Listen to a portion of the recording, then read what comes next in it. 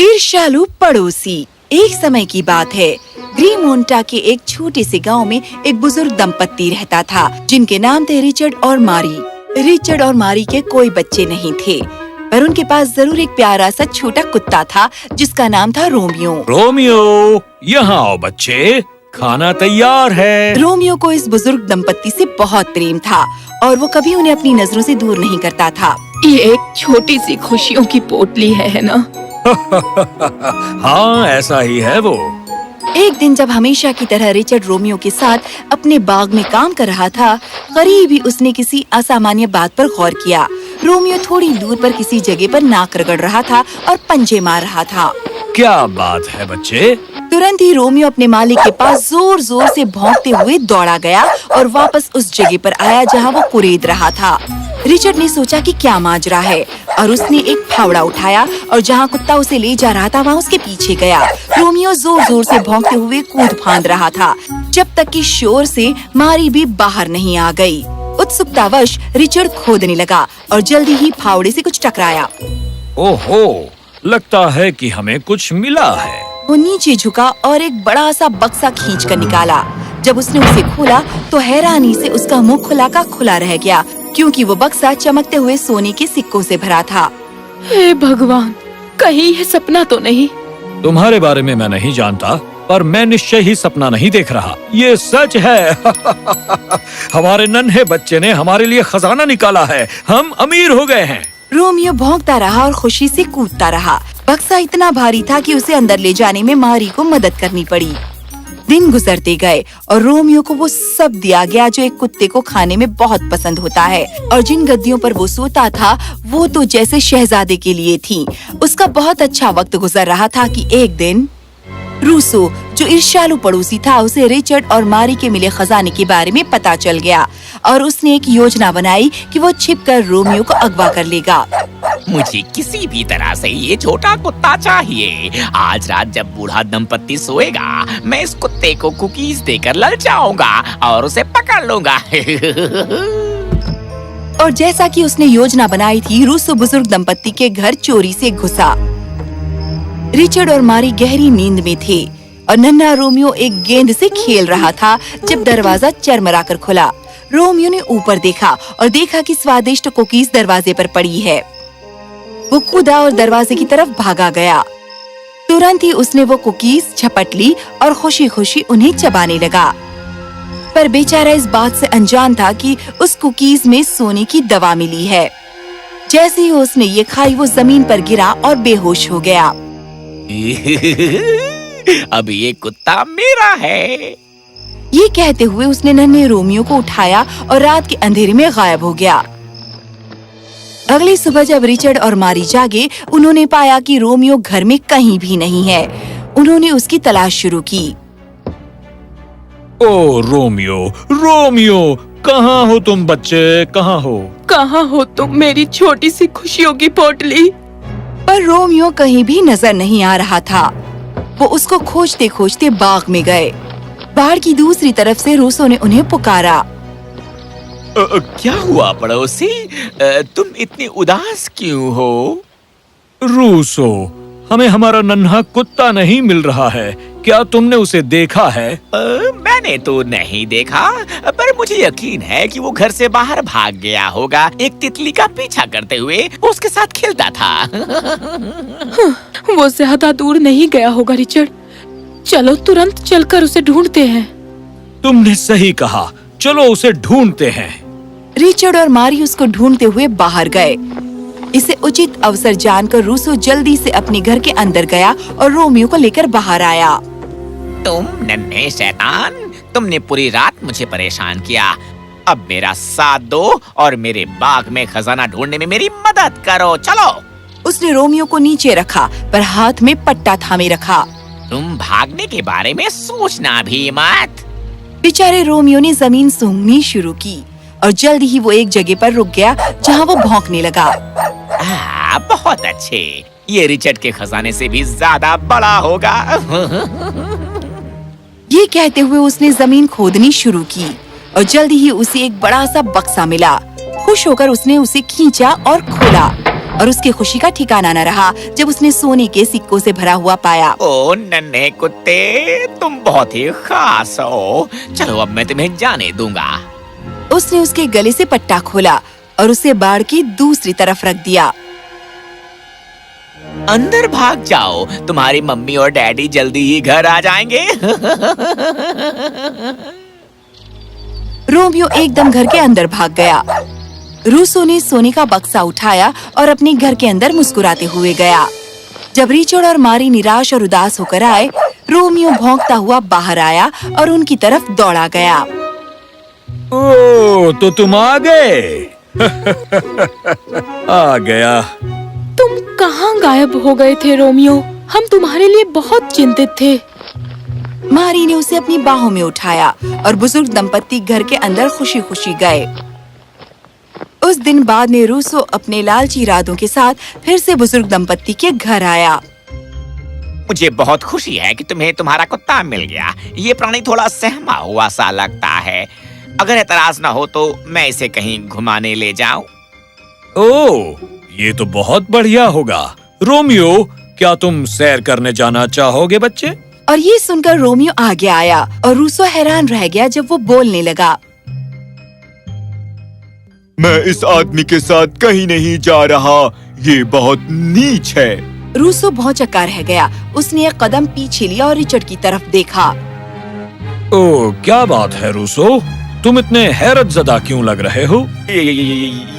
ये क्या तुम्हारा कुत्ता बोल सकता है?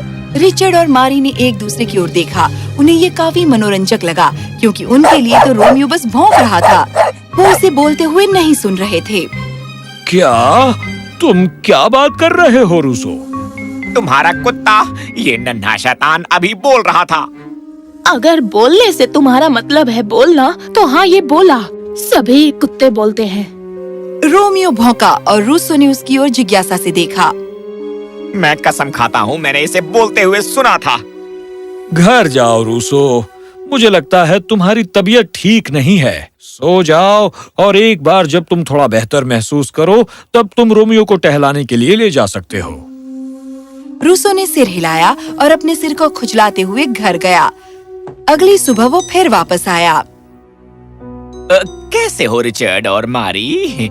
मैं कल के अपने व्यवहार के लिए क्षमा मांगता हूँ। कहाँ है वो तुम्हारा डॉगी? मैं उसे घुमा लाऊं क्या? ओह, जरूर। मुझे खुशी है कि तुम बेहतर महसूस कर रहे हो। रोमियो, यहाँ आओ बच्चे। रोमियो दौड़ता हुआ कमरे में आया और रिचर्ड के पास रुक गया। ओ, ये जालिम आदमी फिर से मुझे नहीं जाना। ये सुनकर रूसो का मुंह खुला का खुला रह गया। क्या हुआ तुम्हें रूसो? क्या हुआ? क्या हुआ? तुम्हारा कुत्ता दोबारा बोला।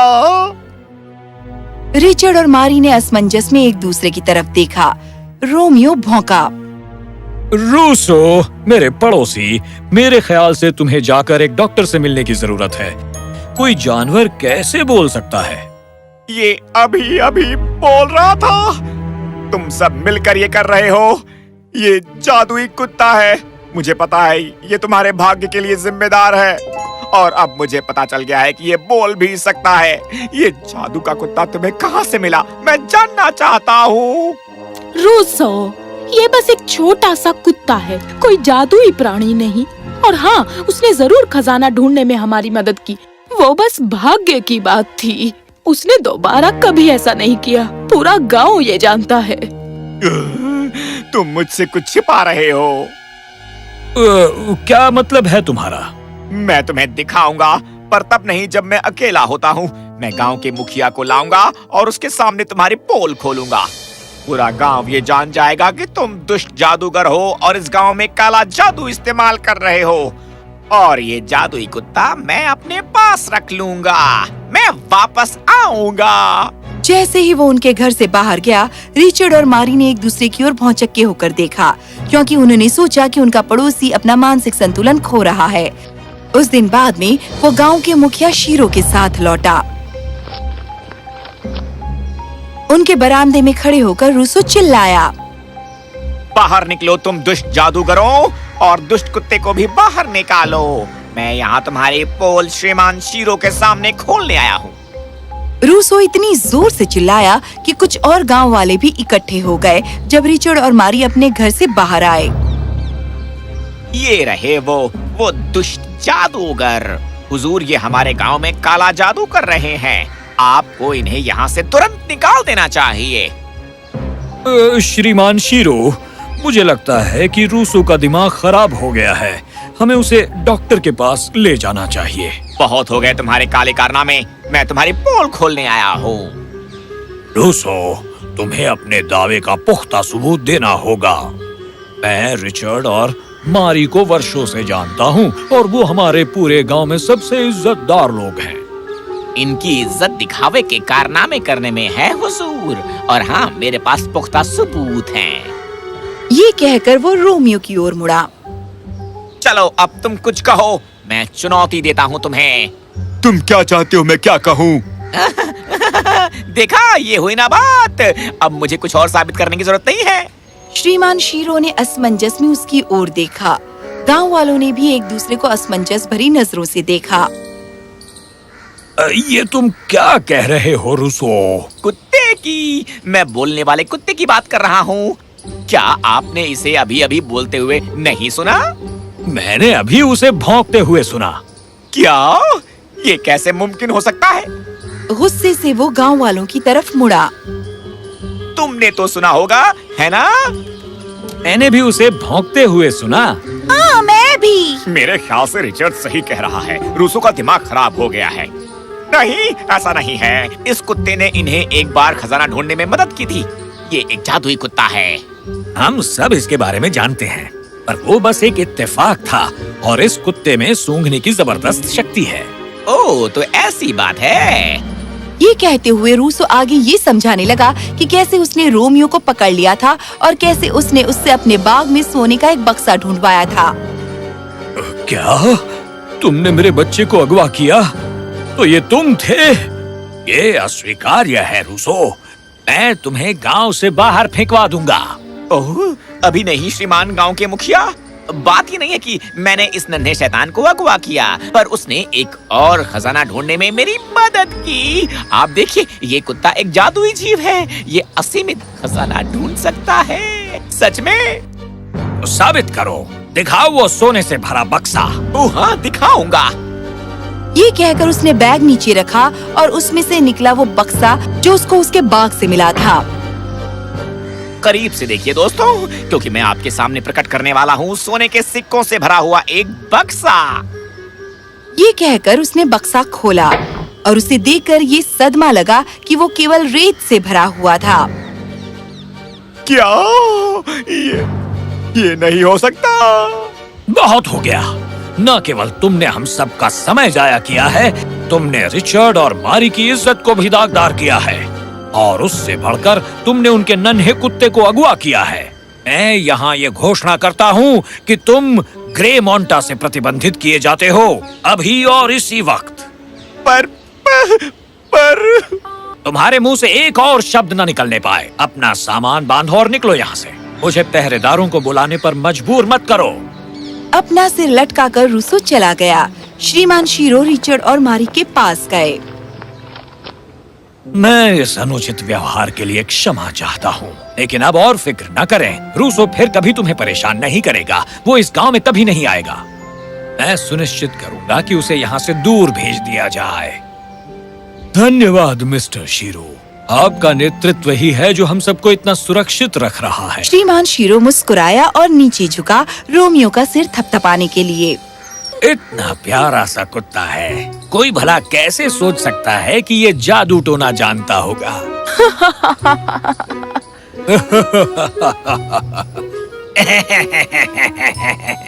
रूसो को गांव के बाहर भेज दिया गया और रोमियो खुशी खुशी रिचर्ड और मारी के साथ रहा और इस बात का ध्यान रखा कि कोई नुकसान उनकी तरफ न आए। और जहाँ तक उस बुजुर्ग दंपत्ति का सवाल है, उन्हें कभी नहीं पता चलेगा कि उनका कुत्ता खास है।